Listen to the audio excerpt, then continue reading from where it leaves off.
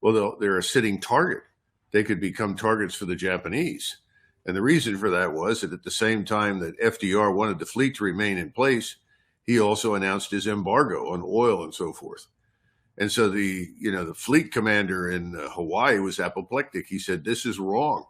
You can read all of this. This is all available." And he said, "We've got to get the fleet back home." Well, we know the rest of the story. And FDR's argument was the fleet's presence will deter anybody from attacking us. Of course, the opposite was the case. It was an invitation. And I think you have the same thing going on today in Iraq and Syria.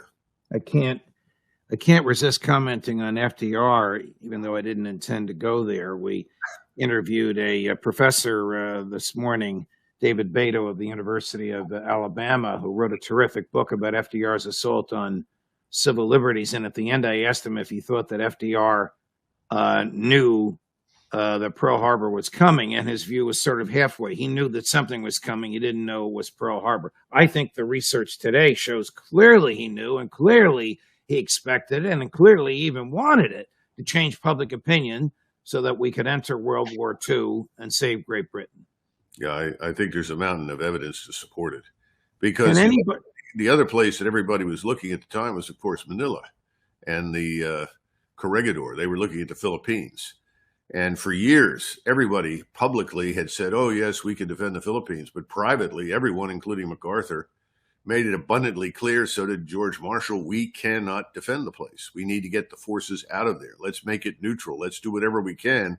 But we're overreaching. We can't defend it against the Japanese. We know the rest of that story. FDR was amenable to some extent if they could make the place neutral, but when it could not be made neutral in the eyes of the Japanese, he poured resources into the place to defend it. A disaster. So the Second World War for the United States opens with strategic decisions in the Pacific that were absolutely catastrophic. And made against the advice of nearly every senior military person in the region. Yes. Can anybody today name or state the reason for the 800 to 900 foreign military bases that the Department of Defense mans? Oh, yes, there are justifications. A lot of them are classified. No surprise. Yeah, you have to keep in mind that large numbers of these bases are intelligence-oriented in terms of collection and surveillance.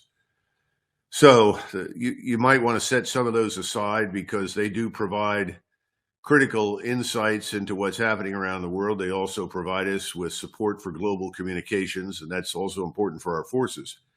But then you have large numbers of forces overseas. I don't know what it is right now. It used to be over 300,000. It may be at that point now, given all the forces we've stationed in Europe and the additional forces we've been sending over to the Middle East and the Indian Ocean, the Red Sea, and the Mediterranean.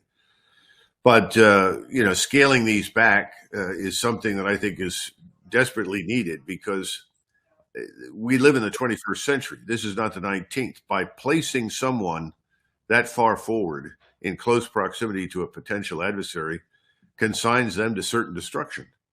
That's the problem now. What was bad in 1940 in the Philippines and Pearl Harbor is now absolutely far, far worse.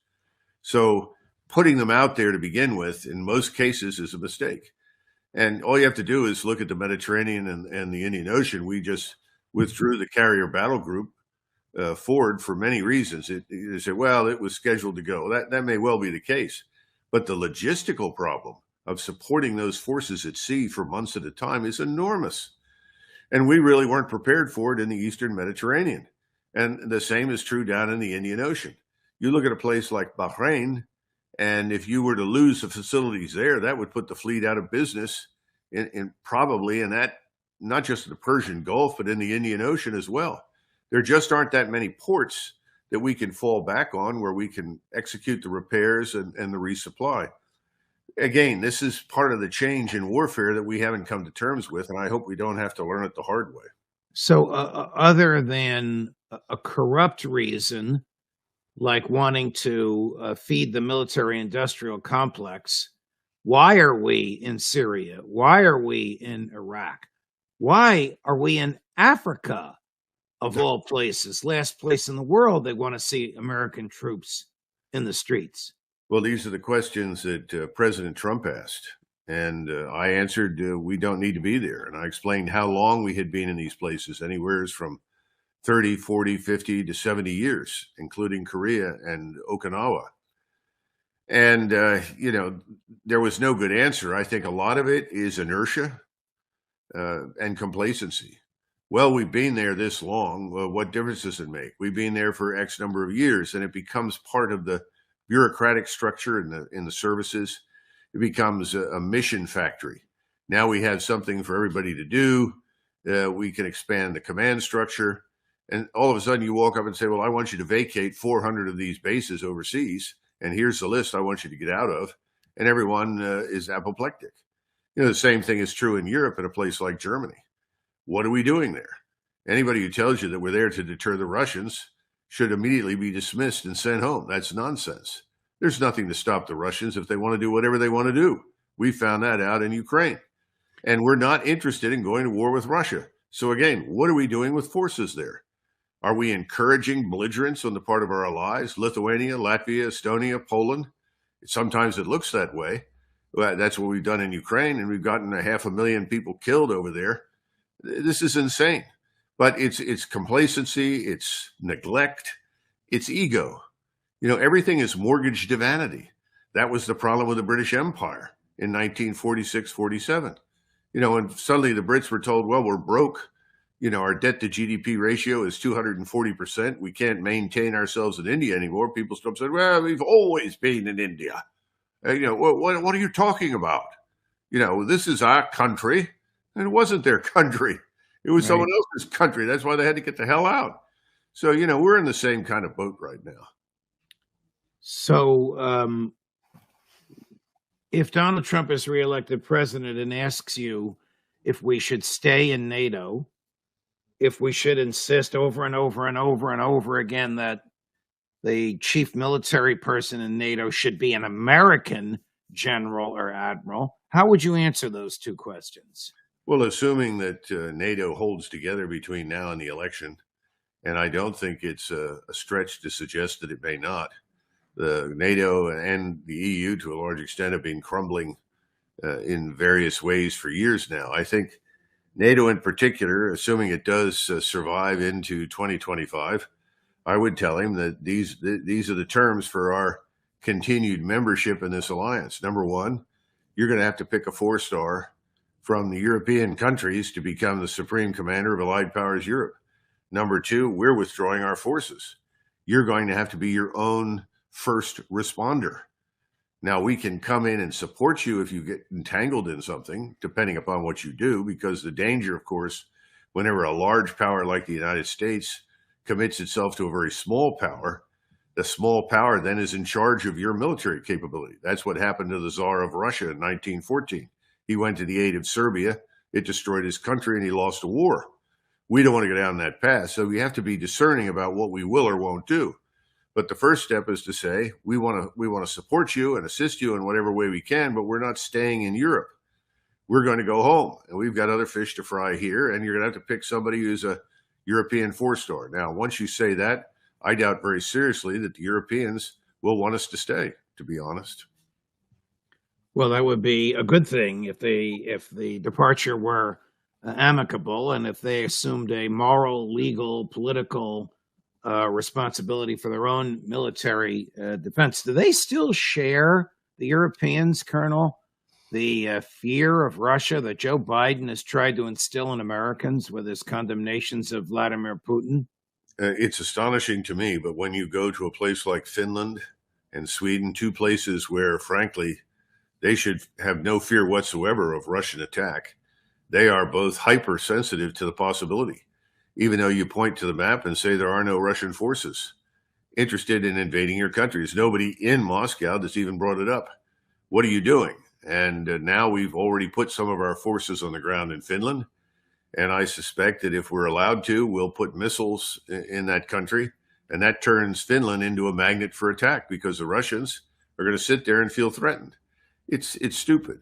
I think the Poles are coming around to understanding that the Russians aren't coming. Remember the movie, The Russians Are Coming, The Russians Are Coming? Well, I think most of the rest of them have wakened up and figured, no, the Russians aren't coming. But in the meantime, the globalist elites or neocons, whatever you want to call them, continue to tell everybody, yes, the Russians are coming. The Russians are coming.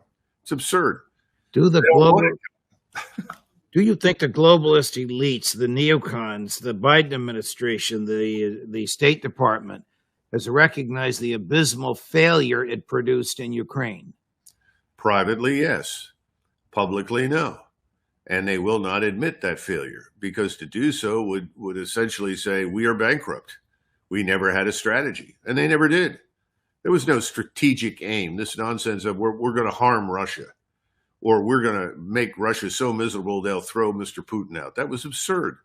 Those were just emotional outbursts. Those were not tangible, concrete objectives.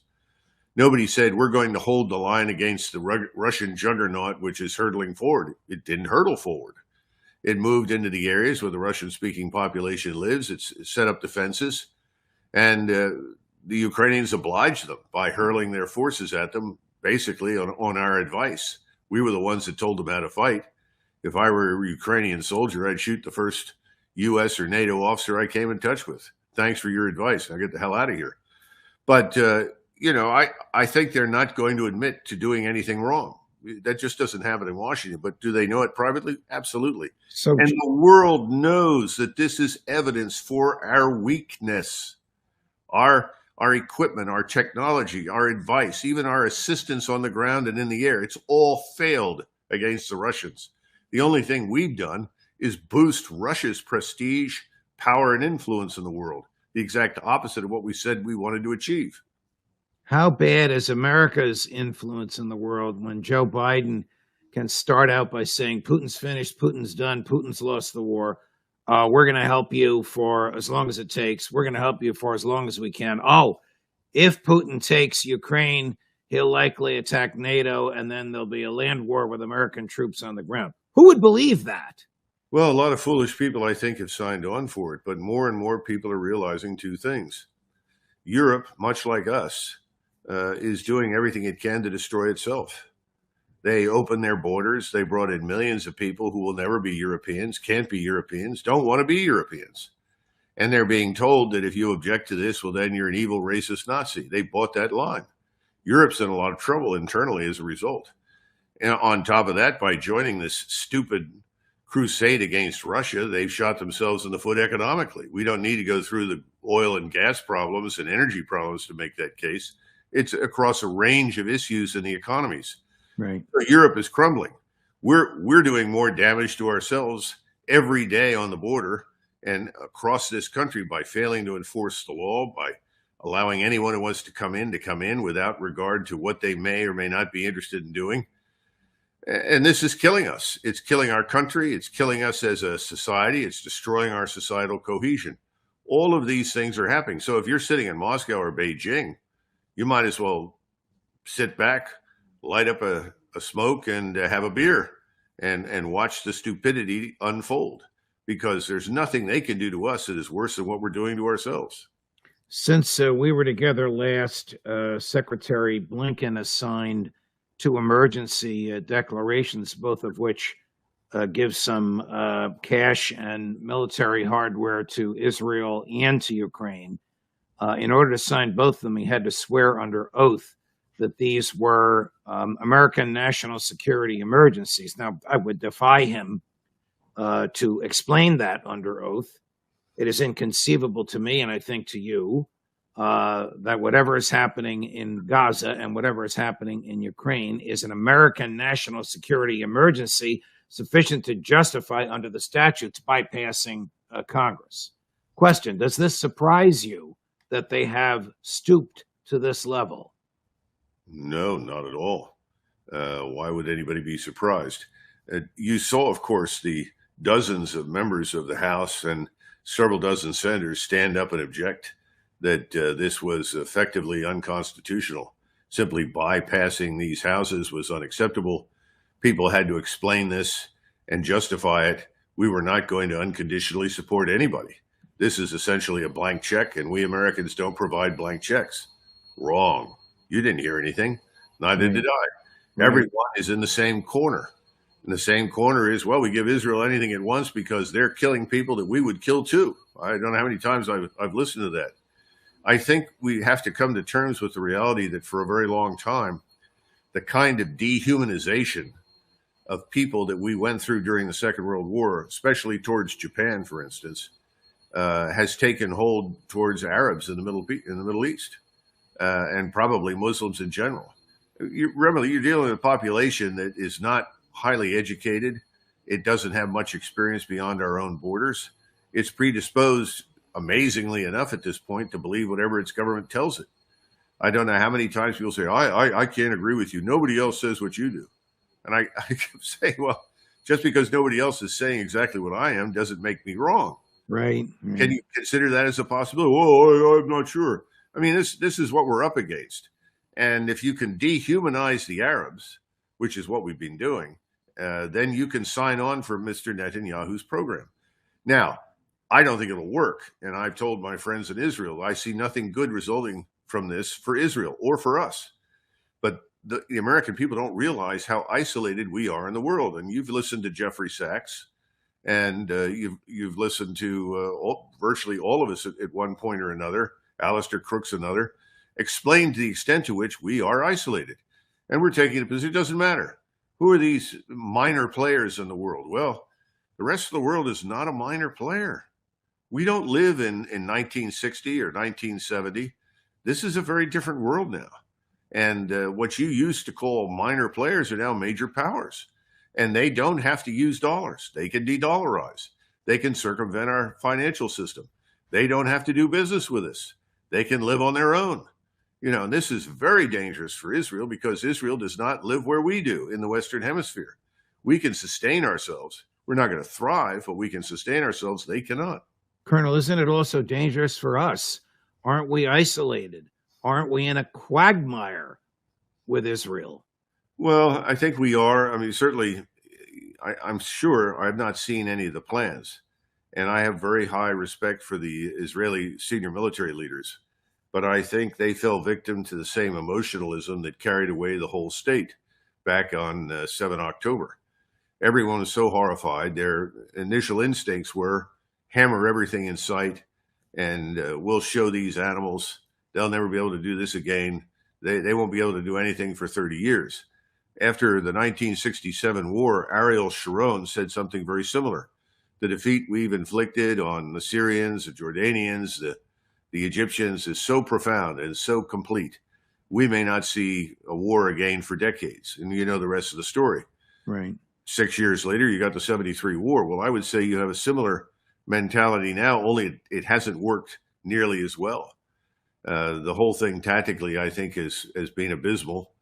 I don't know the exact numbers, but I'm being told by people in the region that the Israelis have sustained more casualties in the last 90 days than they did during the 73 war. I get similar reports from many different sources. And of course, you have Haaretz and journalists there who are saying similar things. And then, of course, Israel is in deep trouble right now economically. It's a small country, and you've got most of the manpower that would otherwise be working tied up in the reserves. So you have to pull some people out, especially skilled workers in the tech sector, send them back to work, give the ones you've got a rest before you go back in again and continue this war, because this war is not ending. This temporary withdrawal is just that. It's temporary.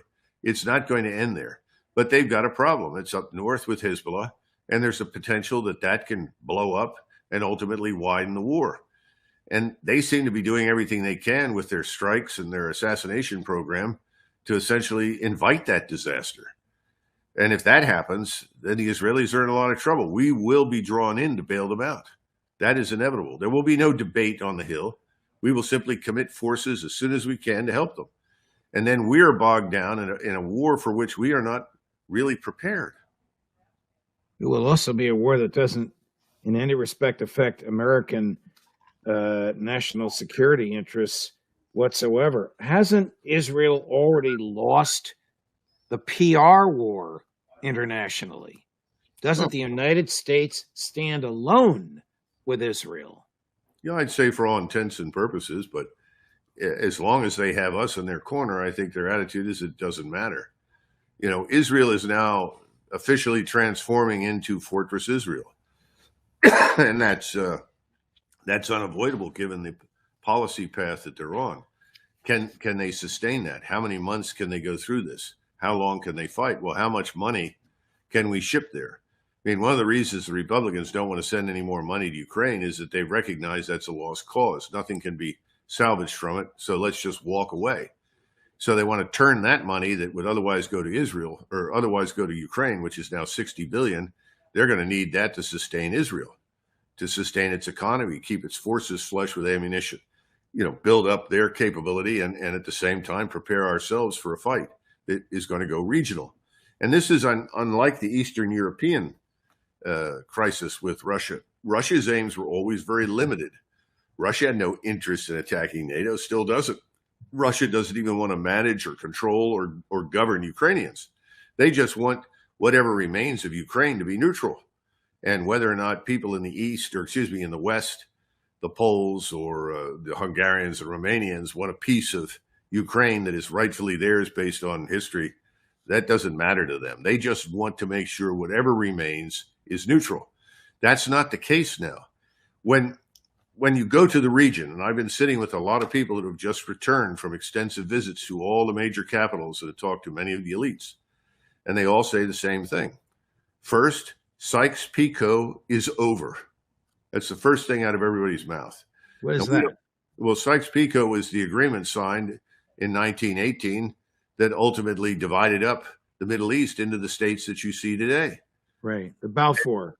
And the Balfour piece was part of that larger puzzle that created the foundations for the state of Israel. So we're not talking about we're not going to tolerate this and we're going to strike back. No, people are saying that's over. Now, having said that, they also talk about a post-American Middle East and a post-Israeli Middle East. In other words, they're saying, we think it's now time to consider the possibility that the Americans are out permanently and Israel no longer exists. Now, that's something that, the elites are saying. And the elites are restrained.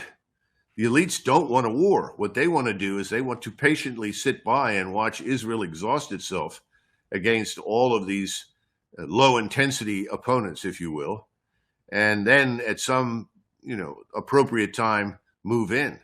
Well, that's going to be tough to do because the populations in the region want war. Jordan is on the edge of collapse, Judge. It is all that Abdullah can do, the king, to hold that place together. They know what's happening on the West Bank. They know what's happening in Gaza. There are millions of Palestinians in Jordan. They want to arm up, cross the river, and fight. You have a similar attitude growing in Egypt. Now the Israelis have just demanded the Philadelphia corridor. This is the stretch of terrain between Gaza and Egypt. They say the Egyptians are not controlling it enough, and that's probably true. The things are slipping through, people, supplies, and so forth. So they say, we're going to go in there and take it. If they do that, they will be at war with Egypt. Now, Sisi doesn't want war because he's trying to renegotiate his debt, and he's trying to keep a nation of 109 million people afloat. But if they take the Philadelphia corridor, there will be war.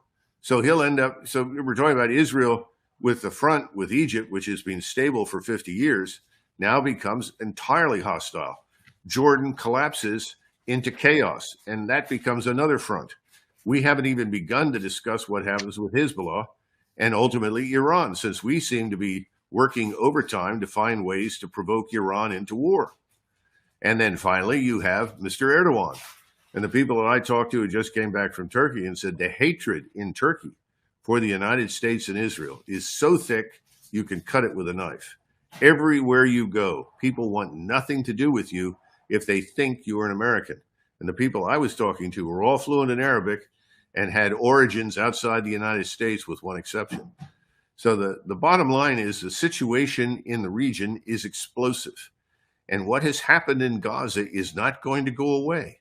This has left a permanent mark on the people of the region. After all, they were told that they too are animals that deserve the worst, that they too deserve to be exterminated. They will not tolerate this. This is going to blow up in everybody's face. Here's President Erdogan using extremely harsh language about Prime Minister Netanyahu. It sounds, we'll hear it in a minute, but it sounds as though he is encapsulating what the Turkish people think about the Israelis. Cut number 9, Chris. And right in front of our eyes for 80 days, all virtues relating to humanity have been shot at. At stadiums, we saw the Nazi camps of Israelis. How does this happen? They used to talk about Hitler, but how are you any different than Hitler? This is even worse than Hitler. What Netanyahu is doing is no less than what Hitler did. So, Hitler was not as rich as he was. He is richer than Hitler. He takes support from the West. He receives every kind of support from the US, and with all that support, more than 20,000 Gazans were killed. The voice that is standing with the innocent and the oppressed is the voice of the Muslim Turk. Wow. Is he under pressure to mobilize what I think you've told us is a fairly substantial military? Not yet, but close. I think that it's a mistake for people in the West, for people in Israel, to simply dismiss Erdogan as a hot air machine. And I hear that frequently. Oh, Erdogan talks, he does nothing. He talks, he does nothing.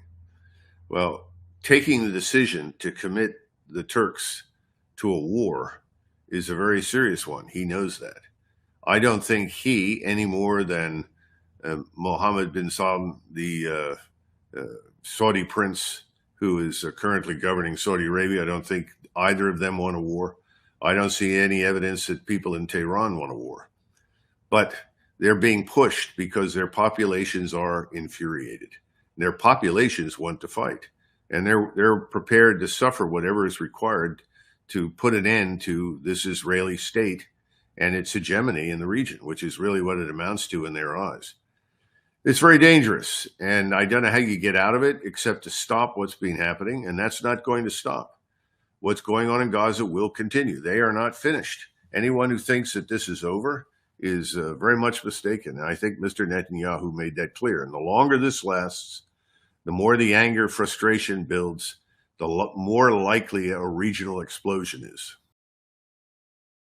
Many of the Muslim states that had previously worked with us are now completely unwilling to do so. You have almost a global disaster. Certainly everyone in Latin America, Africa, in the Far East, no one really is pleased with us or the way we do business. And we continue to insist that that's not true, but it is. Well, can you put your finger on one or two or three causes of this?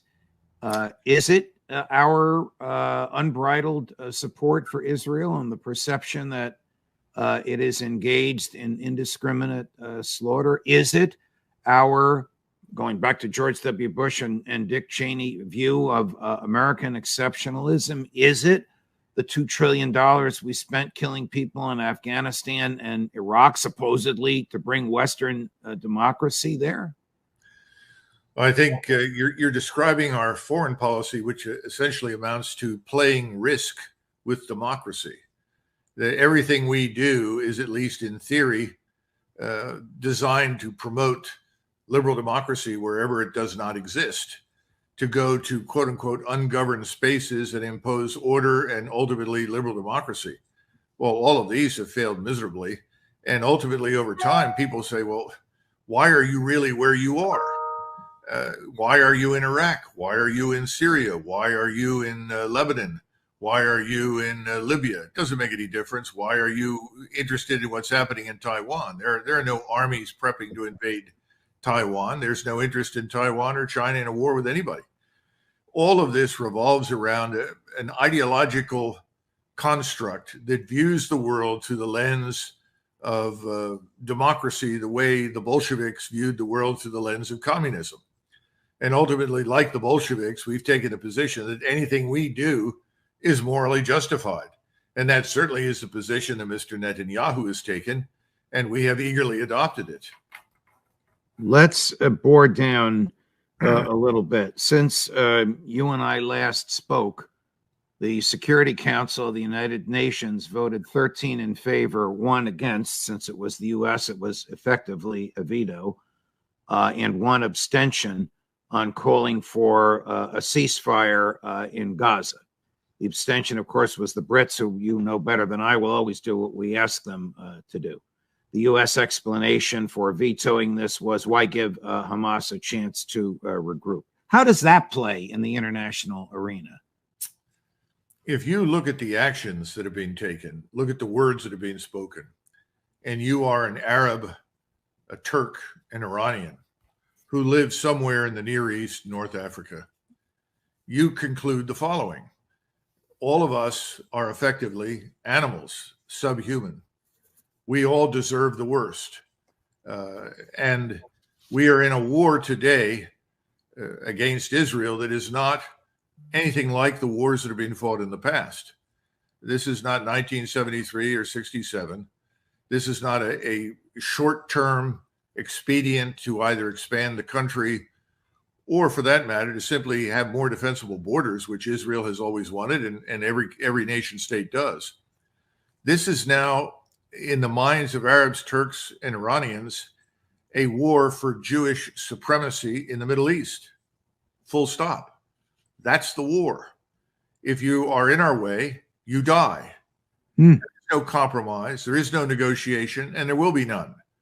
Anyone who does not succumb to our power, who does not ultimately submit to what we want, is the enemy and will be destroyed. Now, this is enabled by the United States. Let there be no doubt about it. Remember, most of us in the United States, I include myself in this category, are very sympathetic to the Israeli state. We're sympathetic for reasons that go back 50, 60, 70 years. But this is a fundamental change in the way the Israelis have done business in the past and the way they're going to do business from now on. And that's why this war can only escalate. This is not a war that's going to end in a couple of weeks or another month from now. This is going to escalate well into next year, and it's going to be a do or die proposition for everyone involved, especially Israel. Here's the statement by the deputy U.S. ambassador to the UN when he cast his veto, and then we will follow it with the statement of 3 Arab leaders who were in D.C. At the time. All this is in English and quite compelling. Although the United States strongly supports a durable peace in which both Israelis and Palestinians can live in peace and security, we do not support this resolution's call for an unsustainable ceasefire that will only plant the seeds for the next war. We believe there is a moral obligation toward the international community to stop the killing of the Palestinian civilians. And it's the first time, at least in my lifetime, that I have seen that calling for a ceasefire became a controversial issue. I'm not sure how deep is the understanding here of what's happening on the ground in Gaza. I mean, this war has broken every record. Largest number of journalists killed, largest number of hospitals destroyed, largest number of medics killed, largest number of UN employees killed. Our message has been very clear. There needs to be an immediate ceasefire, there needs to be a cessation of hostilities, and we need to have immediate access for humanitarian aid. It is not acceptable. Probably the opinions of 1 billion human beings who live in that part of the world. Well, here are a couple of things for consideration. The first is that our actions speak much louder than our words.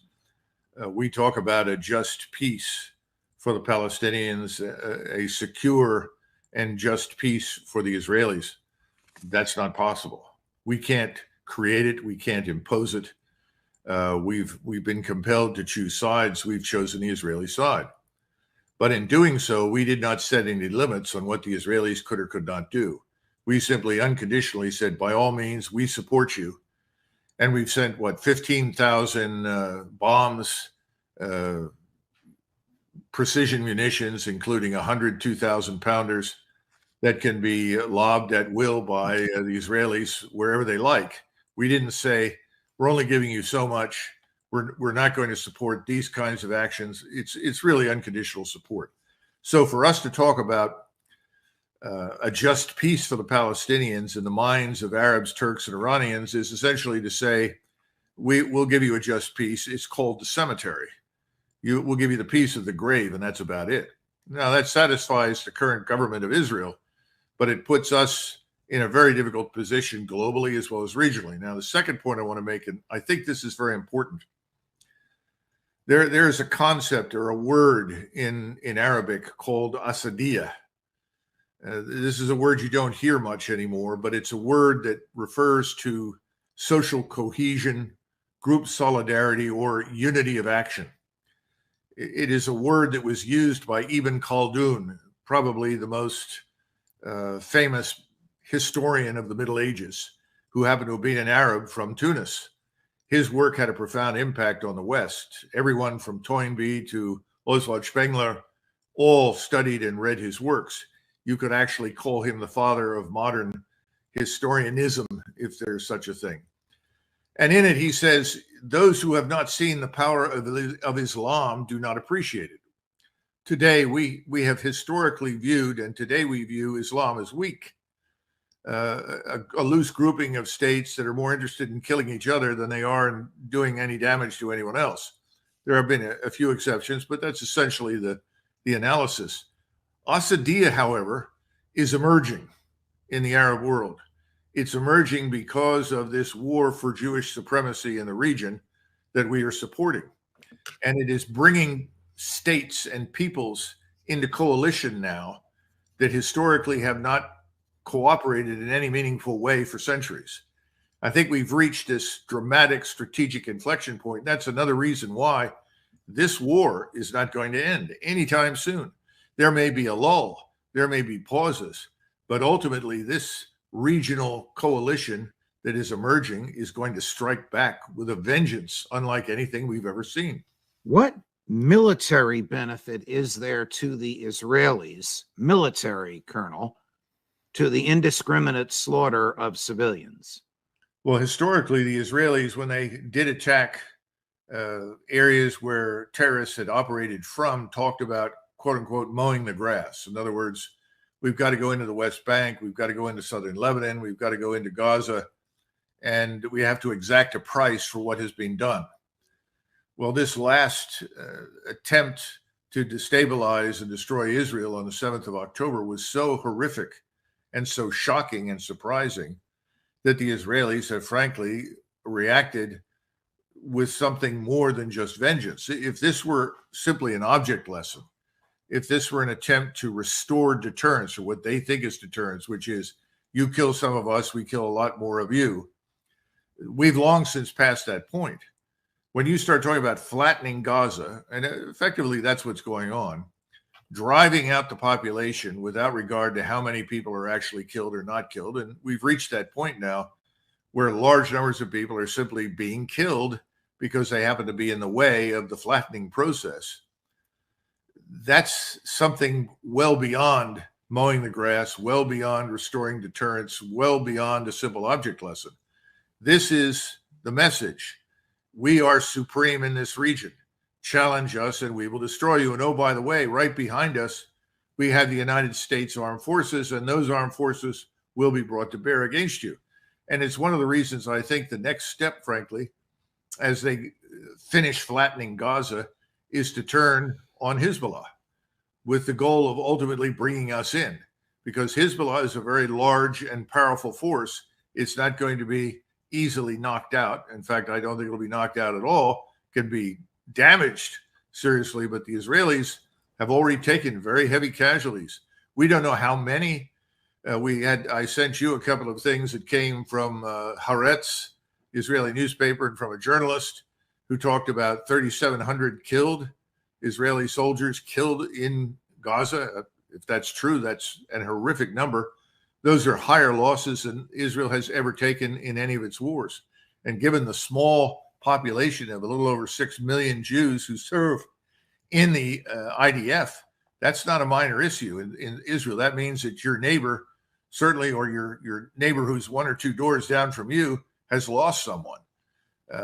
But I think the fact that they can call upon us to step in is enormously important. And I think that Mr. Netanyahu wants to exploit this while he can, because again, and we've talked about this before, most Americans are watching football. Most Americans are trying to figure out who Taylor Swift is dating next week. They're not paying attention to this, just as they ignored Ukraine. And the Ukrainian war was a war not quite, but close to something on the scale of the Korean War or World War II.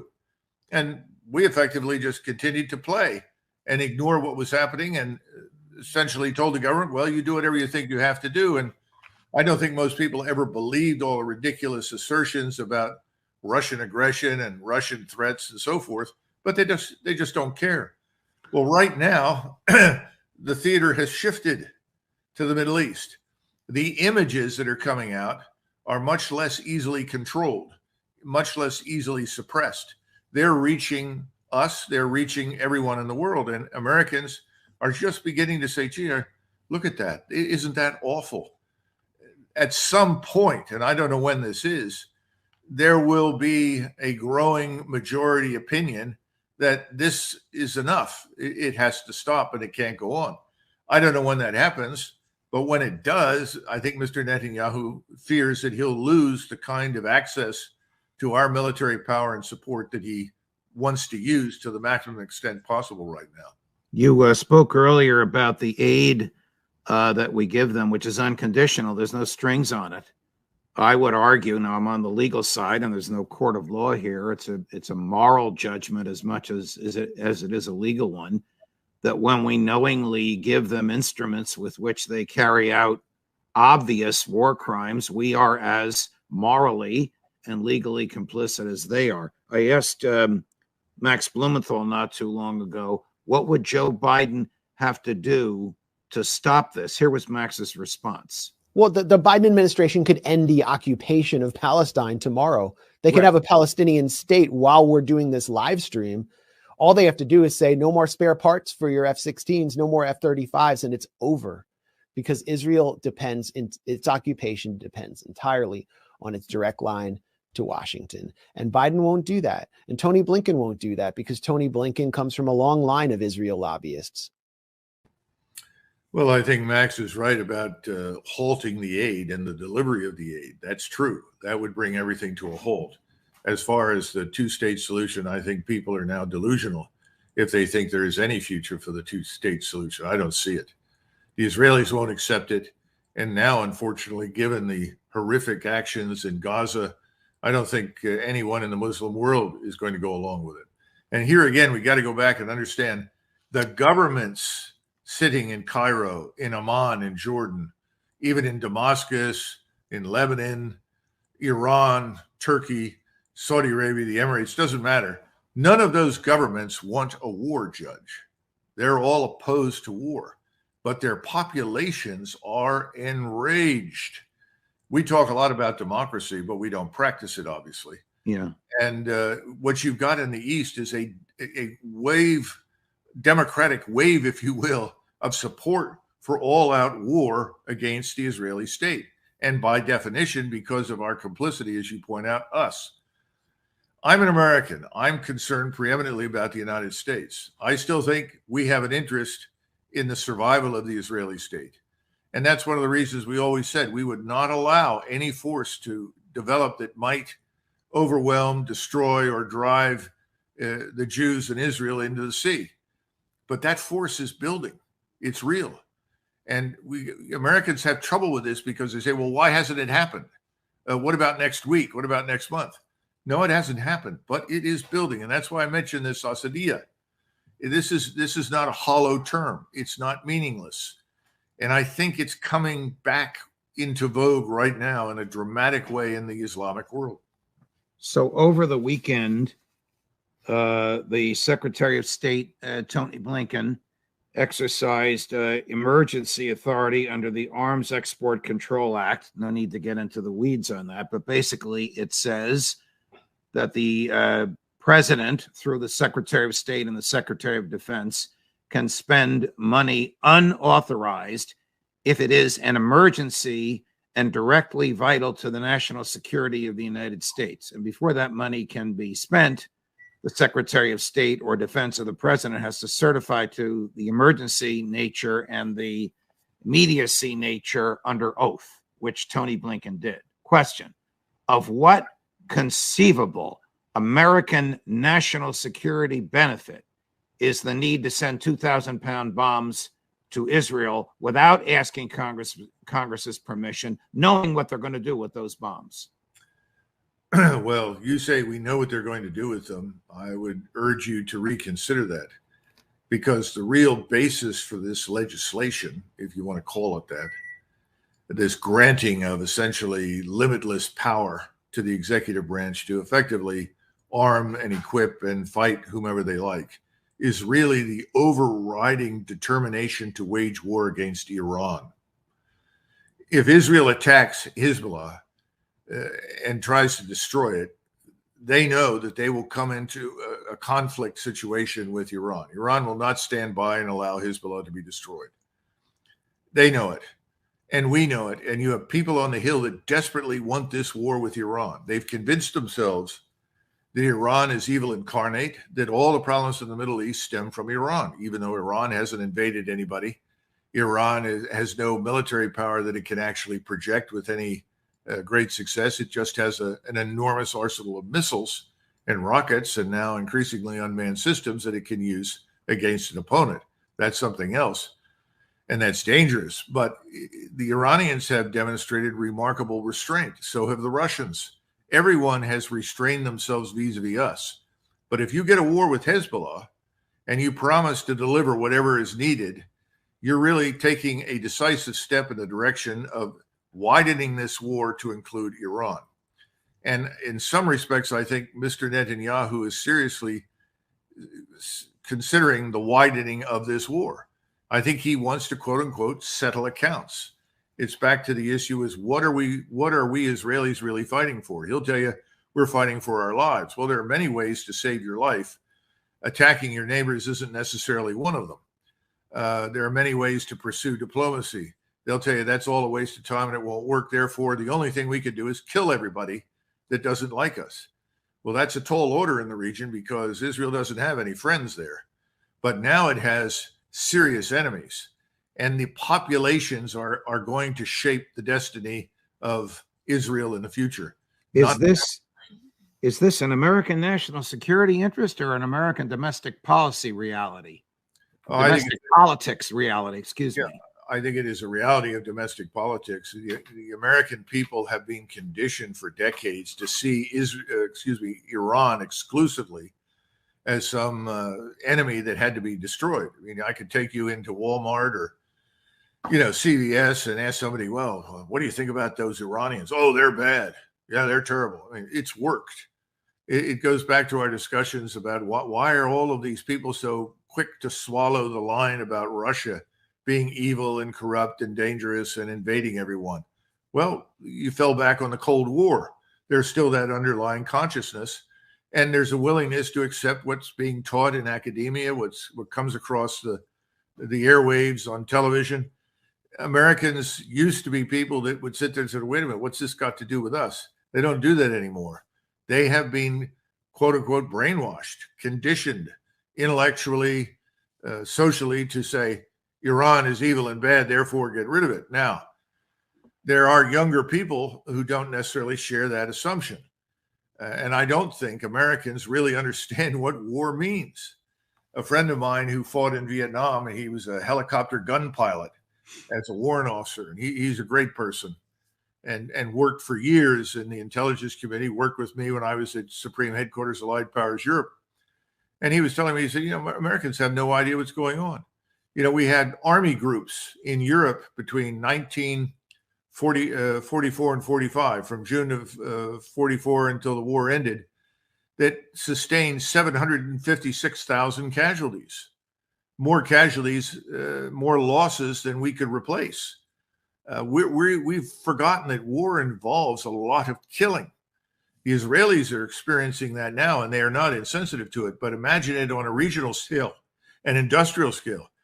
We lost 19,000 casualties a month from June of 44 until the Battle of the Bulge broke out, and then it went up to 100,000 a month. I'm just talking about American forces in Europe. We never bring these things up. That's war.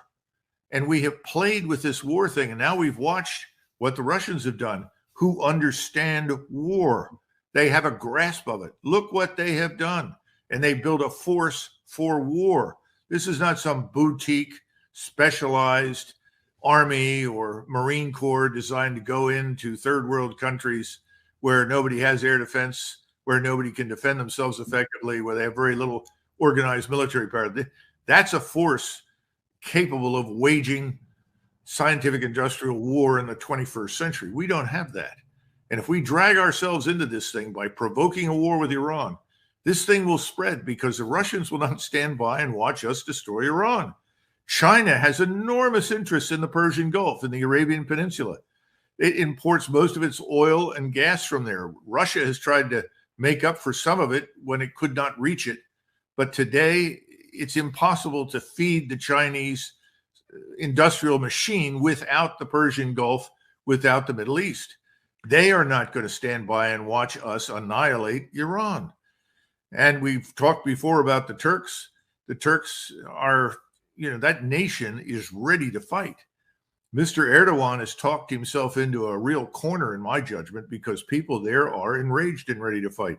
This is a large gasoline storage site that simply needs the right match at the right time and the right location, and it will blow up. That's the problem. I want to talk with you later in the week about Russia, Ukraine, and about China. But before we finish today, and thank you for that superb analysis of where we stand, here's a clip from a former colleague of yours, Colonel Lawrence Wilkerson, who shares your views and my views on nearly all these things, being pretty critical about Prime Minister Netanyahu. I wonder if you agree. Since Netanyahu took over, indeed, probably since Ronald Reagan had to really bash the Israelis when they went into Lebanon in 1982.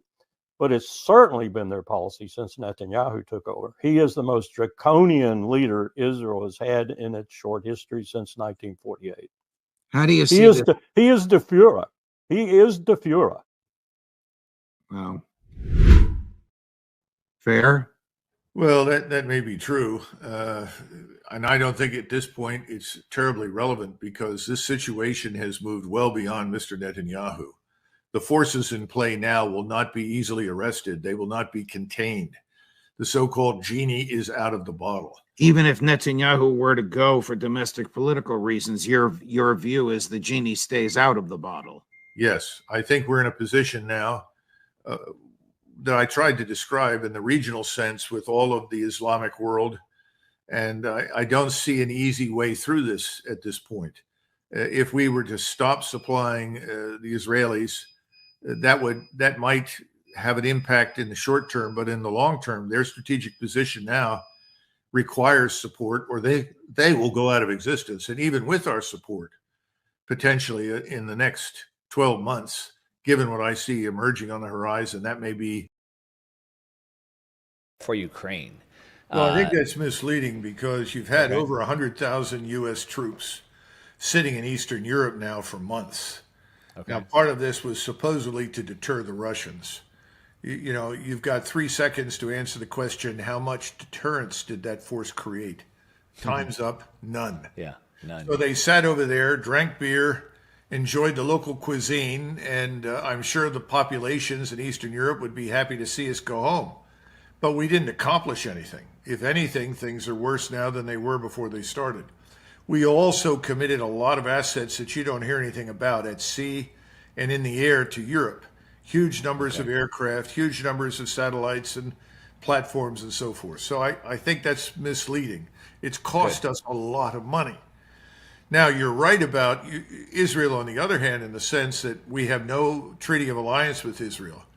but we do have a Congress that is absolutely committed to Israel for a whole range of reasons, not all of which are, let us say, altruistic.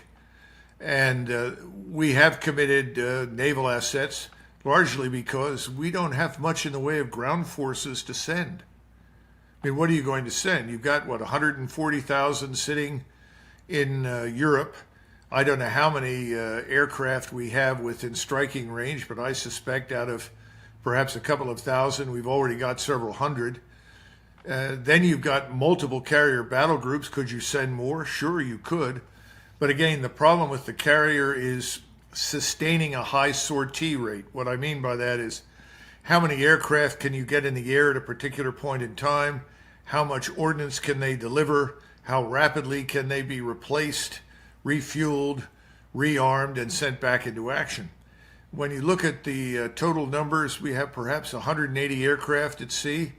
Of that number, how many fighters can we keep up at any given point in time? What, 30, 40, 50? Not very much. So if we have to fight more, let us say, than I would expect Hezbollah to offer, we're in a lot of trouble. Can we send more carrier battle groups? Sure, we can send more.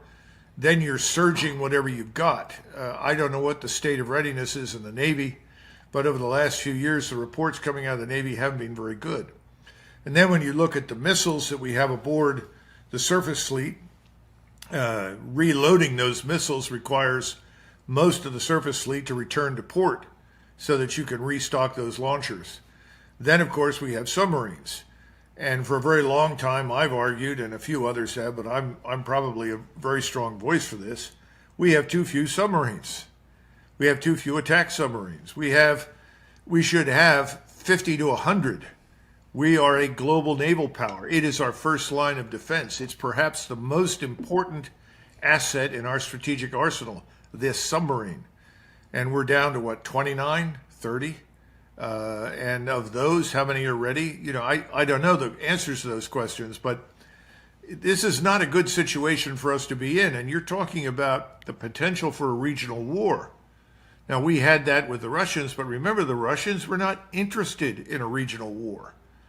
They never were. We're the ones that talked about it. We're the ones that tried to mobilize all these European states that for decades have spent almost nothing on their own defense to ship everything they have to Ukraine. Well, most everything they had is gone. It's being destroyed. A lot of our stocks are gone and destroyed. So what have we got left to send somewhere? That's the first question. Secondly, if we don't have anything in the area of ground forces that could make a dent, and we can't get them over there safely, potentially, now we're talking if a regional war breaks out, as a minimum, I would expect the Turks to be participants. And everybody says, well, they're NATO members. Yes, but they are first and foremost Muslim Turks. Right. That's their identity. And they are not going to stand by and watch Israelis and or us butcher large numbers of Muslim Arabs and civilians. It's impossible. The Egyptians don't want a war. The Saudis don't want a war. The Jordanians certainly don't. I don't know of anybody over there who does. But the populations in that part of the world are enraged. And at some point, if this does not stop what we see happening in Gaza, these governments will be in danger of being overthrown and replaced by people who will fight.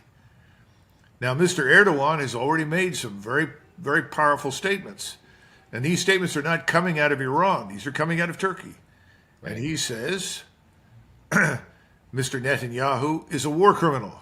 The Israeli state is a war criminal state. There will be justice. We will not tolerate it. We are not going to talk to Mr. Netanyahu anymore. And the day is coming when Turkish soldiers will fight in Gaza. Now, people in Washington have chosen to dismiss this out of hand. They've chosen to say, oh, this is impossible. It can't be done. Well, these are the same people that told us the Russians had no military power, or what they had was inadequate, that they could be isolated, that they were weak, that their economy could not withstand the strain of sanctions. Well, they were wrong. I think they're wrong now about the Middle East. I think the situation is very dangerous. And when Mr. Netanyahu says we are fighting for our existence, he hasn't even begun yet. He's only scratching the surface. His existence is not going to be threatened by Hamas. but the existence of the Israeli state is very much open to question if the region coalesces along the lines that it's begun to, and the Turks enter this fight. And of course, there's always Iran. Iran has no ground force, but Iran has an enormous arsenal of tactical and theater ballistic missiles, cruise missiles, unmanned systems. Those can all be employed. And we haven't talked about the other effects that we would rather not experience. We don't want to see the Straits of Hormuz closed. We don't want to see the Suez Canal closed. Those things could be economically catastrophic. We haven't talked about the overland routes for oil and natural gas and so forth. Bottom line is, what's happening today in Israel, in Gaza, is very, very dangerous. Not just for Israel, not just for the region, but for us. You're looking here. So there are pros and cons for Hezbollah to actually come in and enter this fight because of the almost, I don't know if it's certainty, but certainly high probability that the U.S. gets involved with that. But what is it from Hezbollah's perspective? What do you think would give them the go, no go decision? And do they risk having an open war against Israel and against us? Oh, I think so. I think, first of all, remember, Hezbollah is operating on its own turf. We don't know to what extent they have air defense technology that can neutralize or damage our aircraft. We just don't know. We do know that the Russians in Syria absolutely have air defense technology that can do serious damage to us. So that's an unknown at this point, but that's part of the operational picture. I don't think there's any question but what Hezbollah will enter. And I think the Israelis will be hard-pressed to deal with them while simultaneously trying to clear things in the south. And then keep something else in mind. Remember that the Israelis themselves created this Hamas mess. They stood it up, and they bolstered it over time on the assumption that they were splitting the Palestinian opposition in a way that served Israeli interests. Israel's not unique in this. All powers at one time or another have done these kinds of things. But now I think it's backfired very badly. Hamas is no longer the Lone Ranger, and I would expect a serious uprising on the West Bank against the Israeli presence there, as well as fighting in Hamas and fighting against Hezbollah. Yeah, that's my concern, is that if Hezbollah does come in and now then the Israeli Defense Forces actually have an actual two-front war, is then if this so-called axis of resistance actually stands up and it comes in from the West Bank as well as Americans, I've been Iraq and Syria potentially coming under fire from a lot of these groups. I mean, this could get messy really fast. Well, remember, the Egyptians have already committed 3 or 4 divisions from their army to the border with Gaza. Actually, I didn't know that. I'm told that they're going to move as many as 300,000 troops to the border. Now, that may not seem significant because people will assume, well, they're there to keep the Gazans from pouring into Sinai. Well, perhaps I think that's true, but once they have all those forces there and large numbers of people who are Arabs inside Gaza are dying, how difficult will it be for General Sisi to stay out of this fight when he's going to be pressured by everyone in sight to somehow or another rescue the Arabs in Gaza? And that's just the beginning. We haven't even talked about Jordan. I would be surprised if the king of Jordan can hold his kingdom together very easily, because more than half of his population is now Palestinian. So this thing just gets worse the more you look at it. And then, of course, you have the Iranians in the distance, who I think will only operate through their militias. I don't think that they will lob theater ballistic missiles at Israel, because I think they reasonably expect the Israelis to respond to that with a nuclear weapon. Now, if the Israelis use a nuclear weapon, I think they will be in serious trouble, because I think the whole world will desert them at that point. So then you think that if this axis of resistance kicks up, Hezbollah comes in, et cetera, but you think that Iran per se will try to stay out of the fray? Yeah, I think directly they will initially. The Turks are the open question right now. We know that they are preparing for the contingency of fighting against Israel and us. And you and I talked years ago about all of these films being marketed in Turkey that were breeding hatred for the United States, that talked about Turkish forces resisting the U.S. military in Iraq. Well, this is fertile ground for serious trouble with the Turks. And the Turks are unlike anybody else in the region. Once they commit, if they go to war, they're all in. until the bottom is reached in the fight. They will fight like hell. It will not end easily. It won't end quickly, and it may not end at all. It may drag on for a long time. So how do you keep the Turks out, especially when, we shot down one of their drones recently? The Turks would like us out of northern Syria. We've insisted on staying there. We have 1,000 men up there. I would like to see them, extricated as opposed to being sacrificed pointlessly. And then, of course, you have the Turks at sea. And then we have to add in the Russian variable, because the Russians have told the Turks, the Egyptians, and others who are interested in delivering humanitarian aid to Gaza across the beach that they will escort their vessels. So now you have a potential confrontation rearing its head with the Russians. And the Russians, of course, are not going to sit there quietly if Iran is suddenly attacked. One of the most dangerous things that I've heard recently from the Hill is people are saying, well, now's the time to do in Iran. This is insane. And again, we don't understand. And this, you and I have been over this before. We're not what we were in 1991. Right. Demographically, we're not the same nation. And the potential for trouble inside the country, in our own country, is enormous. Now, let me ask you this, Doug, because we're going to talk about President Biden's speech in just a minute and what that portends for us. But what you're describing here, I know a lot of people are probably listening to this and they're thinking, oh, that's fantastical. All those things aren't going to happen. But you and I have also talked about this a number of times over the years, that when a real war gets kicked off, oftentimes it takes on a life of its own. And all these things you're talking about are not only theoretically possible, but many of them can seem, in my view anyway, could be actual probable. I wonder if, before we shift over to the strategic and Biden, what do you think that America can do in this volatile situation to prevent it from going out of control? I think the first thing is that I would urge the Israelis not to go into Gaza at this point. They've killed, I think, by recent tally, 3,000 people inside Gaza, at least that many. They killed 1,500 of the Hamas fighters that crossed into Israel, which is good news, of course. But the Israelis want blood, and they think that they have the chance to permanently eradicate Hamas. But the truth of the matter is that you and I know that won't happen. Hamas is, after all, principally an idea. Right. It's not just people. Killing an idea is far more difficult than killing people.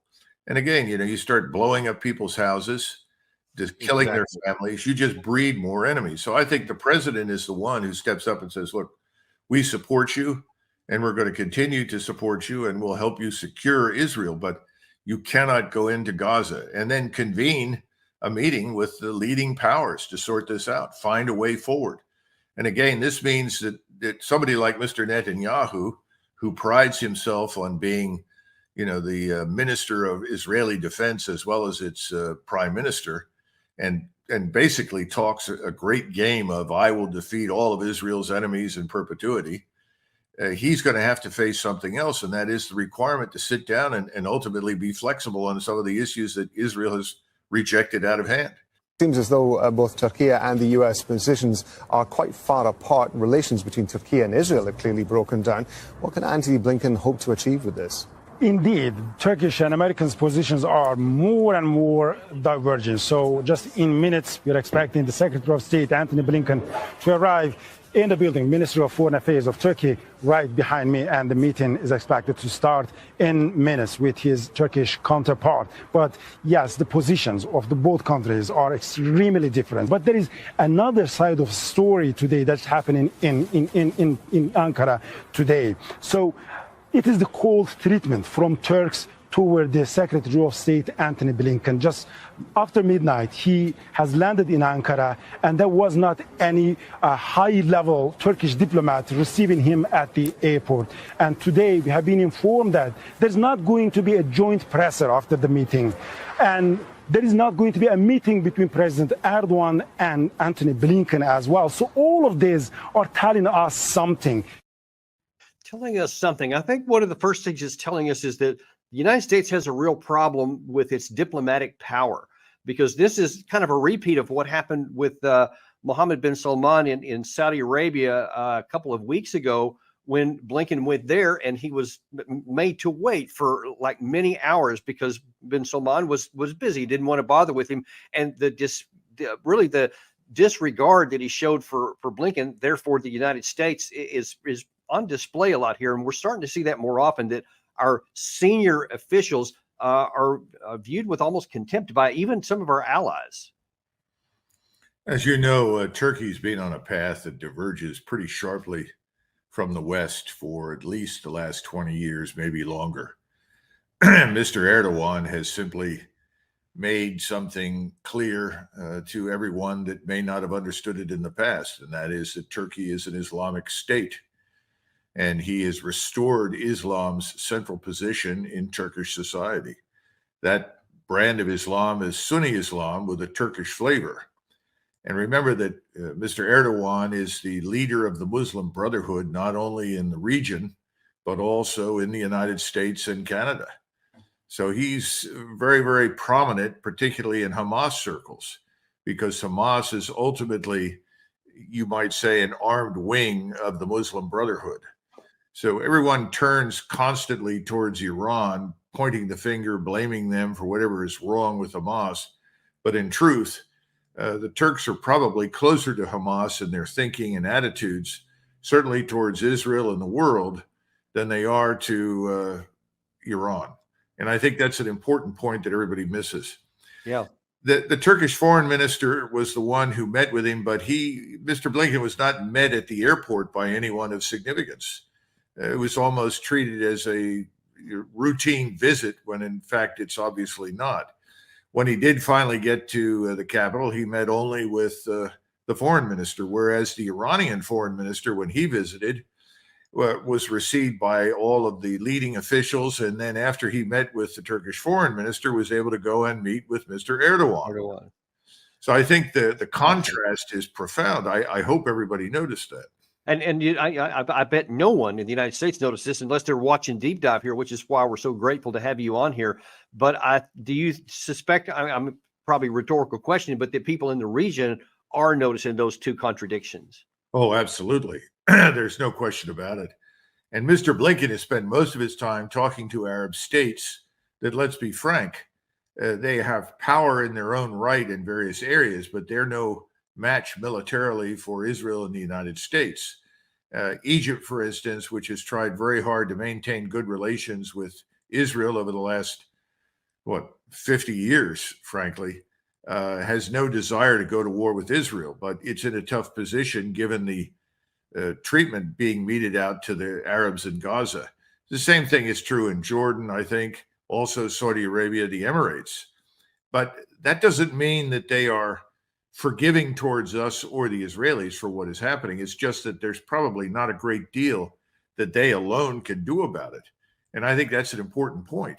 There is someone who can have a profound impact militarily, and that is Mr. Erdogan, and everybody knows it. You're talking about the largest army in NATO, probably the largest air force after our own, and conceivably one of the largest navies in the world. And that's not all. I mean, Mr. Erdogan currently maintains what is reportedly the largest drone fleet in the world. That is unmanned aerial vehicles. And they have made a lot of progress. They built a lot of their own equipment. It's very good equipment. They have a huge manpower pool, over 2 million reservists that can be rapidly mobilized if necessary. And anyone who bothers to look at the televised demonstrations can conclude very rapidly that this public is very firmly behind Mr. Erdogan on this question. And in fact, that's a point I wanted to make out here. We have a small piece of a clip here, which brings out a couple of important points, and then we're going to follow that up with something Erdogan specifically said. And I want you to help us interpret that. First of all, Gary, show that first clip there. At a mass rally in Istanbul Saturday, Turkish President Recep Tayyip Erdogan stepped up his support of Hamas, declaring again that Hamas is not a terrorist organization, but a liberation movement. The Turkish leader went on to warn that Turkey may come in the night to Gaza, with the crowd chanting to send the Turkish military. In response to Erdogan's statements, Israel has recalled its diplomats from Turkey, setting back the country's newly restored diplomatic relations. So this isn't something that's happening in the dark. I mean, there was over 1 million people standing there, at that rally, and Erdogan is absolutely out in the front, not afraid of what anybody has to think about it. And I think one of the more concerning issues, but especially in light of what you just said about their military power, he said this. Ya İsrail, sen buralara nasıl geldin? Nasıl girdin? Sen bir işgalcisin. Sen bir örgütsün. Dolayısıyla Türk milleti bunu biliyor. İsrail, biz de seni savaş suçlusu olarak dünyaya ilan edeceğiz.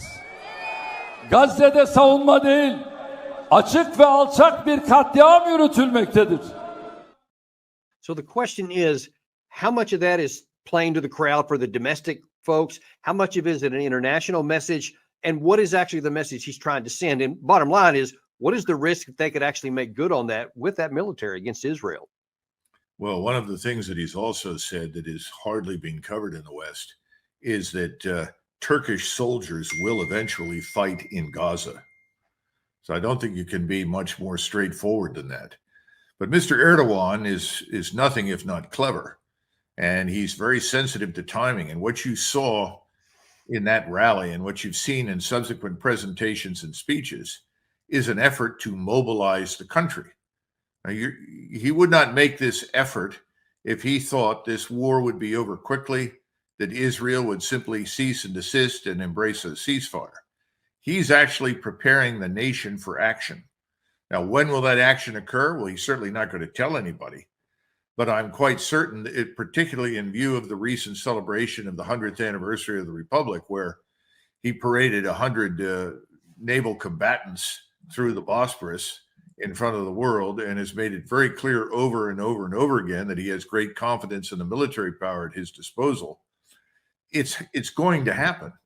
The question is timing. And I would argue the same thing is probably true for Iran, although I think Iran is far more reluctant to become involved because Iran fears us and what it can do to its infrastructure, which is ultimately more fragile than Turkey's. Right. But still, he's quite serious, and it would be a mistake to dismiss him. I listened to someone quite recently in Washington who told me, oh, he's a blowhard. He said these things before. Nothing's going to happen. Well, good luck with that approach. I think it would be prudent to take him very, very seriously and understand that he's the one man in the region, the one leader with the capability to destroy Israel. Yeah, I think that's the key. He has the capacity, whereas Iran doesn't have the capacity. They can hurt Israel. They can't destroy it, but Turkey have a real chance for that. You know, one other quick point. People forget that from the Turkish standpoint, when he talks about the occupier, remember who was in Palestine for hundreds of years? The Turks, the Ottoman Turks, who controlled Syria, who controlled the Levant, who controlled most of the Arab world in the Middle East. It was the Turkish Empire. So from his vantage point, you could argue that the Israeli Jews are standing on soil that he privately regards as not only Ottoman, but also permanently Islamic. And remember, they have this doctrine that says, once you're Islamic, it can never change. So you put all of these things together, and it would be a mistake not to take him seriously. Now, and then that leads to the next point here, unfortunately, is that I don't know that we have the diplomatic capacity to take him seriously. And let me just show you a couple of things here recently that kind of illustrates that. Is first of all, just a few days ago, in terms of what the United States can do and how much influence they have over even our allies, John Kirby had this to say. Does the United States support the goal of destroying Hamas? We support what Israel is trying to do to protect their citizens from the threat of Hamas. And James, I think you know this, we aren't on the ground fighting in this war. There's no intent to do that. These are Israeli military operations. They get to decide what their aims and strategy are. They get to decide what their tactics are. They get to decide how they're going to go after Hamas. We're doing everything we can to support them, including providing our perspectives, including asking them hard questions about their aims and their strategy and the kind of questions we'd ask ourselves. But the question you asked me is a question better put to the Israeli Defense Forces. So we don't have much influence even over Israel. They've hardly listened to us anything. And Biden has been really trying to get not a ceasefire, because Netanyahu's disregarded that, but at least a humanitarian pause. But then you saw, I guess it was yesterday, before Blinken went to Turkey, he was in Baghdad.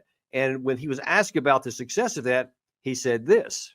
President Joe Biden, when asked whether he was optimistic, he felt progress was being made towards getting Israel to agree to humanitarian pauses and strikes, he gave a thumbs up and said yes. Based on your conversations with Israel on Friday, with Arab leaders yesterday and today, do you share the president's optimism? This is a process. Israel's raised important questions about how humanitarian pauses would work.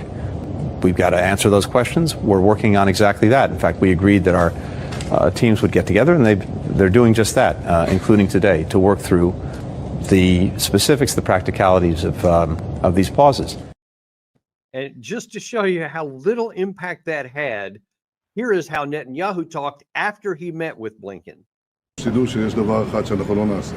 לא תהיה הפסקת אש בלי החזרת חטופינו. שיוציאו את זה בכלל מהלקסיקון. אנחנו אומרים את זה גם לאויבינו וגם לידידינו. ואנחנו פשוט נמשיך עד שננצח אותם. אין לנו אלטרנטיבה. So you had Blinken there saying that his signature success was that they had a group of people to talk, and then you saw afterwards Netanyahu just say, hey, this is to our enemies and our friends. We ain't doing any of that. We're going to do whatever we feel like doing. So if we don't have influence with our allies or potentially with Turkey either, how much control do we have over how this situation evolves at all? Two quick points. First, it was nice that the Secretary of State took off his body armor when he decided to hold this press conference. I don't know that very many Americans saw it, but he wore body armor during his visit to Baghdad. Now, we've tried to create the fiction that we achieved something positive for ourselves as well as for the Arabs in Iraq. But if the American Secretary of State is at such risk that he has to wear body armor in Baghdad, I think it puts the end to that lie. It's also a disgrace that our Secretary of State would, under any circumstances, be under that kind of threat anywhere in the world. Secondly, Mr. Biden and his administration is obedient in service to Israel. And this obedience and their unconditional support for whatever the Israelis want has led to something very dangerous. Effectively, what Biden has done, and I think really Biden is a sort of an afterthought. I think it's Blinken and Sullivan and their powerful forces behind them have essentially opened the cage door and let the tiger out. The tiger is called Netanyahu, and the tiger has determined that it must devour everyone and anyone in the neighborhood that it dislikes or considers a threat. We don't know what to do about that. And the reason we don't know what to do about it is that everyone in this government, in Washington in general, lives in fear of the Israel lobby, in fear of what could be done to them here politically if they stand up and say, well, enough's enough. There are limits to our support. There are limits to our tolerance. You know, if Richard Nixon were the president, Eisenhower were the president, I think even someone like LBJ, probably Carter, ultimately would have stood up and said, either you stop what you are doing right now, or we will withdraw our forces, i.e., we'll simply withdraw the naval power in the region. That would ultimately get Mr. Netanyahu's attention. But the Israeli influence and Mr. Netanyahu's personal power and authority at this point is so great that everyone is afraid to contradict him. And so it really doesn't matter what Mr. Blinken says in public. The truth is, Mr. Netanyahu is in control. He's not only in control of his destiny, he controls the destiny of American national power, prestige, and influence in the region. Is there anyone that is willing to stand up and just say, hey, it's not anti-Israel to talk about taking care of American national security interest, American interest, economic interest even, or all the things you just mentioned? Do you see anybody, I don't care what party, that's willing to stand up and say, hey, look, we like Israel, but we love America, and here's what we need to do toward that end to help both? Well, I think John Mearsheimer has tried to do just that.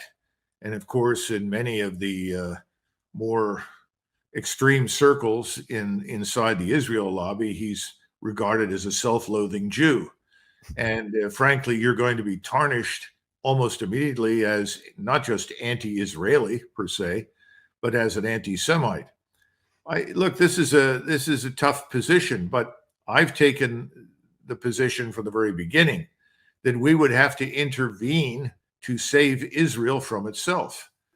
My assumption from the very beginning was that this could actually escalate to a regional conflict. I think the Israeli attitude has been, as long as we are there and our power can be leveraged on their behalf, they can simply go on with this war of annihilation against Gaza and Hamas until they're finished, and no one will interfere because we are there, at least in the background, ready to support them.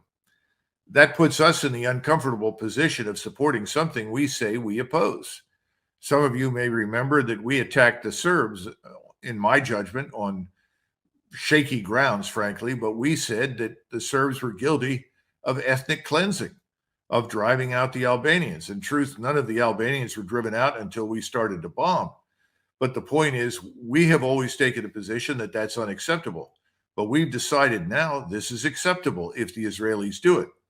Now, in fairness to the Israelis, and they do deserve to hear this, when Mr. Begin and Mr. Sadat, or President Sadat, met during the Camp David Accords discussions, Menachem Begin actually offered Gaza to Anwar Sadat and said, look, we'll give it to you. You take it over. You maintain order and control. And Sadat refused, flat out, not on your life, out of the question. Well, they still reached an agreement. But the point then and the point now is the same. No one in the Muslim world wants vast numbers of Palestinians streaming into their country. Now, they have various reasons for that. They think their societies are fragile. The sudden arrival of these people could be disruptive and destabilizing. Of course, I feel the same way about my country and illegal immigration that is right now sanctioned by the administration. They don't seem to care about our borders and who comes in. But at the same time, there's something else here, and that is the fear in the Arab world that if the Palestinians simply left or were relocated at great expense, but done so peaceably, that would end the discussion about Israel's legitimacy and its long-term position in the region. And there would be no more two-state solution. That wouldn't even be a fantasy. It would just be eliminated. And, the Palestinians have been useful instruments in the Arab world with which to beat the Israelis over the head about this sort of thing. No one has had a solution. Now there is a solution. It's Mr. Netanyahu's solution, and his goal, and the goal of the people that support him, is to essentially cleanse the area between the Jordan River and the Mediterranean. This is just the first big bite, and I think in their minds, they believe that if they can succeed in Gaza, annihilate Hamas, destroy Gaza, drive out the people that live there, this will be an object lesson. And it will be much easier to induce the people on the West Bank to get out, thereby creating what they think is the biblical Israel. In other words, the pre-modern Israel. Now, that's another point of debate. So let me ask you this, though. From a military perspective, is it even a viable military task? Well, is it a political task to give the military to say, destroy Hamas and bring peace to Israel? Can you even physically kill all Hamas without killing all the people and have peace the result at the end of that? Well, in Warsaw, in January of 1945, I think that's about right, the Nazis went in and crushed the Warsaw Uprising by the Poles. And the Poles were very stupid. All they had to do was wait for a few months, and the Soviets would have been there. And then they might have had a chance at defending themselves against the Soviets. Instead, they decided to fight the Germans, who were ultimately on the way out, and the Germans annihilated them. So do I think it could be done? Yes, the IDF could do to Gaza what was done to Warsaw. And the population there could be dramatically reduced, perhaps not entirely killed or destroyed, but certainly substantially reduced and driven out. That is attainable. The point again is, who are the key actors in all of this? What if Mr. Erdogan finally says, that's it? You've crossed the Rubicon. You're over the line. We are now going to act. We are obligated as Muslims to act against you. And in the meantime, he receives assurances from the Saudis and the Emirates, we will support you. Because remember, his economy is not especially robust. It needs support. He gets a lot of money from Qatar. If he's promised enough funding from all of the actors in the region, the key ones like Saudi Arabia and the Emirates, then he can move. At the same time, he is probably going to turn around to Iran and say, are you going to join me in this? And I think if the Turks attack, the Iranians probably will. It's not because they want to, but they'll see that there's really no alternative. This is the problem from the very beginning for Israel. Israel's enemies continue to multiply. And we don't even need to talk that's about actually the issue. This is too many people view of any question about what we're doing to support Israel as being anti-Israel. And I argue that the things you're talking about right here is the best thing for Israel. This is the best chance to actually protect them by reining in their worst impulses. Because if you actually could bring a Sunni Muslim and a Shia Muslim country together in opposition to Israel, I mean, that's almost mind-blowing that that's even possible. Well, remember that the conventional wisdom says I'm wrong. You know, conventional wisdom inside the Beltway is, oh, forget that. That's not going to happen. Nothing like that will happen. This will just simmer down and quiet down, and eventually this will go away. But listen carefully to Mr. Netanyahu's words. Everybody listen to the Shiite leader on Friday. Right. Listen to what Mr. Erdogan said in that, or Mr. Netanyahu said in that recent interview that you flashed across the screen. He said, we have no alternative. Either we do this or we're in trouble. In other words, for him, this is an existential fight. He views the enemy as not really being in an existential fight. There are more Arabs out there, and in inexhaustible numbers of Muslim Arabs in his judgment. And what he's trying to do is tell all the rest of the world, listen, you take care of yourselves. We won't bother you, but we're going to finish this job come hell or high water. And we're supposed to support this. Well, the rest of the world isn't just staying out of it. The rest of the world is watching it. The rest of the world is appalled. Even when you go into Europe, everyone thinks that, well, the Europeans are all behind Israel. Well, the elites in the government are supportive of Israel. Yeah. But when you dig deeper into the populations of Western Europe, they're no more supportive of Israel than they are of the Islamist Arabs.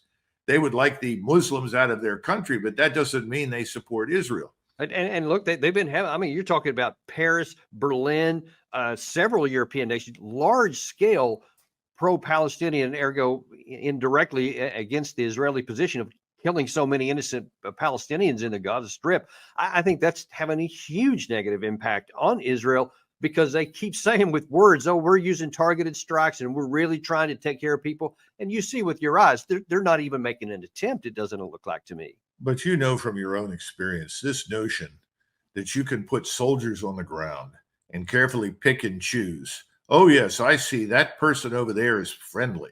We'll move our fire to the right here because that's got to be a Hamas fighter. Give me a break. I am the last person to criticize Israeli soldiers for whatever they do in that city because they want to stay alive. It's fine to defeat the enemy, but to defeat the enemy, you need to kill the enemy before he kills you. That means the notion that can be, what did they call it? Discretionary warfare. I always laugh when I hear this sort of thing. So when somebody asks me, can the Israelis go in there and utterly annihilate the place? Yes, they can do that. It's going to take time and it's going to cost a lot of lives. The question is, how long will this go on before finally someone somewhere in Ankara, in Tehran, in Riyadh, in Cairo says, oh my God, no more. This has to end. And if the United States won't intervene, then we will have to do so. That's the question. Yeah, that is my big concern. And that's why, going back to the beginning of this, I worry about who we've got operating here. That's President Biden at the top and Blinken as the senior guy from the State Department, because you see that he's just being held in contempt by everybody on both our enemies and our friends. He's just viewed with nearly contempt and certainly not having any influence by any of them. And if that's what's going to keep us out of war, then we have some real trouble. But I think, Doug, that what what needs to happen is there needs to be some strings put on this funding right real quick. And I don't know if Congress can do it, if the White House won't, but somebody needs to say, hey, all this $14 billion that you're wanting here, that's going to be putting some big strings on there, because we're not basically going to pay to harm our own interests, which is what we seem to be doing right now. Well, right now you have too many people like Senators Blumenthal and Graham who are anxious to go to war with Iran and want to use this particular opportunity to do so.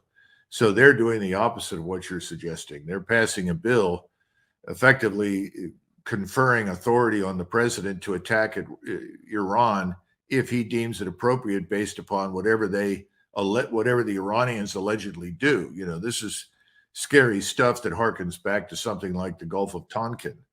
We don't want to do that, but there are a lot of people on the Hill that feel that way. And then you have the people on the Hill that are just afraid of the money, not so much that can be deprived, they can be deprived of, but the money that can go to their opponents in the future from the lobby because they made a decision the lobby didn't like.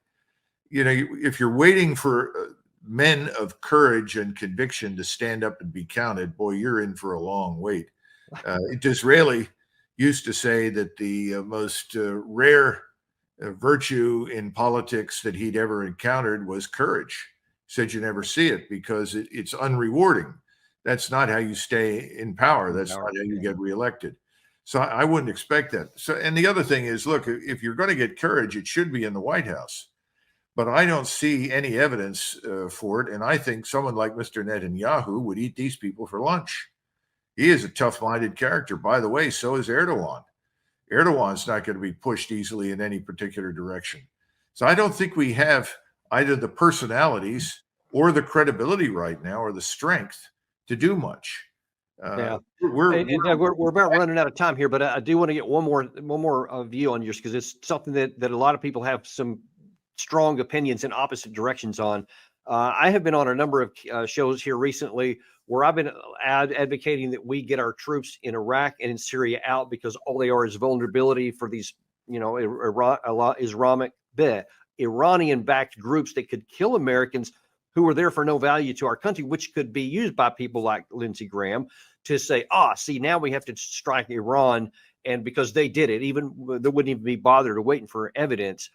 But the question that I'd like you to answer is, can it be done now? It should have been done a long time ago. It wasn't. Trump tried to get us out in 2019 out of Syria, and that was thwarted for reasons you know probably better than I do. But now then that we are here, and they have been attacked recently, can we withdraw them without it harming our interest? And how would you like to see that play out? Well, if you tried to withdraw those troops now by pointing out that the 1,000 up in Syria are essentially a target array waiting to be destroyed, whether it results from the Shiite militias or it results from the Turks as they move south to engage Israel. I mean, all sorts of bad possibilities exist. People would argue you can't do that. If you do that, you will signal weakness on the part of the United States. The same thing is true in Iraq. You know, if you pull them out of Iraq, it's the final admission that what we did there was an enormous failure. Remember, the Iraqi parliament voted to throw us out in 2020, and we politely said, no, we're not leaving. Doesn't matter what the Iraqi parliament says, we're staying. That was a mistake in my view. I think we should have said, fine, thank you very much, cut our losses and gotten out. We should have gotten those troops in Syria out a long time ago. And frankly, when I was in the building and I asked the question, what are they doing? You know, you got various said, well, they're there to help contain Iran. Really? That doesn't make any sense. I see no imminent Iranian invasion. Well, you know, the Shiite militias, well, they're all local. They're going to defend their turf, but I don't see any evidence for much else. Well, we have to be there for Israel. And, you know, my experience with the Israelis at the time was that if somebody moved the wrong way, said the wrong thing, did anything in Syria, they'd know about it, didn't need our help. Right. And the Russians at that point, when they were accommodating the Israelis, made it possible for the Israelis to strike whatever Iranian-related